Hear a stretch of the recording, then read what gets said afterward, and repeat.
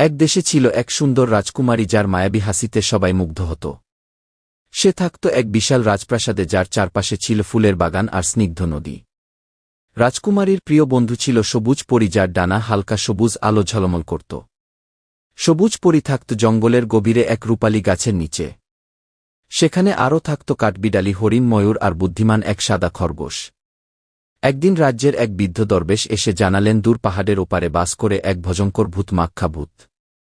সে নাকি রাতের আধারে রাজ্যে এসে সব ফুল, ফল আর জলের উৎস শুকিয়ে দিচ্ছে। রাজকুমারী ভাবল, এভাবে চলতে দেওয়া যায় না। সবুজ পরী বলল, আমি তোমার সঙ্গে যাব, আমরা একসঙ্গে মাক্ষা ভূতকে হারাব। খরগোশ বলল, আমি তার গুহার পথ চিনি, তোমাদের দেখিয়ে দেব। তারা সব পশু প্রাণী একসঙ্গে যাত্রা শুরু করল। পাহাড় পেরিয়ে নদী পার হয়ে পৌঁছাল এক অন্ধকার উপত্যকায়। হঠাৎ মাটির নিচ থেকে উঠে এল মাক্ষা ভূত, তার চোখ দুটো আগুনের মতো জ্বলজ্বল করছিল। সে গর্জন করে বলল, তোমরা কে, আমার রাজ্যে কেন এসেও? রাজকুমারী সাহস নিয়ে বলল, তুমি আমাদের রাজ্যে ক্ষতি করছ, এটা বন্ধ করো। মাক্ষা ভূত হেসে বলল, আমার অভিশাপ কেউ ভাঙতে পারবে না। সবুজ পরী তার জাদুর ছড়ি তুলে বলল, আলো যেখানে থাকে অন্ধকার সরে যায়। পরীর ছড়ি থেকে বেরিয়ে এল এক ঝলমলে সবুজ আলো। আলো মাক্ষা ভূতের গায়ে পড়তেই সে চিৎকার করে উঠল, না, এই আলো আমার কালো শক্তিকে গলিয়ে ফেলছে। ধীরে ধীরে ভূতটা ছোট হয়ে গেল আর শেষমেশ এক কালো ধোঁয়ার মতো মিলিয়ে গেল। রাজকুমারী খুশিতে পরীকে জড়িয়ে ধরল, সবাই আনন্দে নাচতে লাগল। তারা রাজ্যে ফিরে এসে সবাইকে খবর দিল, মাক্ষা ভূত আর নেই, আমরা মুক্ত। রাজ্য জুড়ে উৎসব শুরু হল, ফুল ফুটল, নদী বয়ে চলল আনন্দে। রাজা রানী রাজকুমারীকে গর্বের সাথে বললেন, তুমি সত্যিই সাহসী। সবুজ পরী বলল, সত্যিকারের শক্তি হল ভালোবাসা আর সাহস। খরগোশ বলল, বুদ্ধিও কাজে লাগে। সবাই হাসল। রাজ্য জুড়ে আনন্দ আর খুশির বন্যা বয়ে গেল। রাজকুমারী আর সবুজ পরী পরস্পরকে বল, আমরা চিরকাল বন্ধু থাকব। আর তারা সবাই মিলেমিশে সুখে শান্তিতে থাকতে লাগল। মাক্ষা ভূত আর কখনো ফিরে এল না। এক দূরের শান্ত রাজ্যে বাস করত এক মিষ্টি রাজকুমারী। তার ছিল সোনার মতো ঝলমলে চুল আর ফুলের মতো কোমল মন।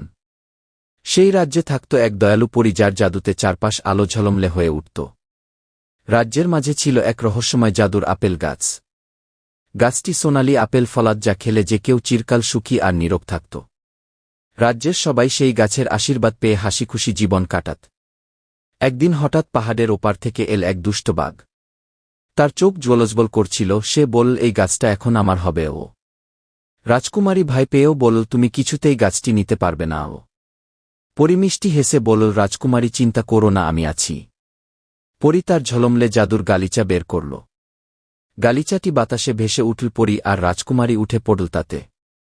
নিচে তারা দেখতে পেল ছোট ছোট কাঠবিড়ালি আর খরগোশ। কাঠবিড়ালি বলল, আমরা তোমাদের সাহায্য করব রাজকুমারীও। খরগোশ লাফিয়ে উঠে বলল, আমাদের বনকে বাঁচাতে চাই। পরী মৃদু হাসল আর বলল, তাহলে আমরা সবাই মিলে লড়ব। রাজকুমারী পায়ে পড়ল জাদুর জুতা। জুতাগুলো তার গতিকে ঝড়ের মতো দ্রুত আর শক্তিশালী করে দিল। বাঘ গর্জন করে বলল, আমাকে থামাতে পারবে না। রাজকুমারী দৃঢ় গলায় বলল, আমি আমার রাজ্য রক্ষা করব। পরী বলল, গালিচা, এবার তুমি তোমার জাদু দেখাও। গালিচা ঘুরে ঘুরে বাঘকে পাকিয়ে শক্ত করে বেঁধে ফেল। বাঘ কাঁদতে কাঁদতে বলল, আমি ভুল করেছি, ছেড়ে দাও আমাকেও।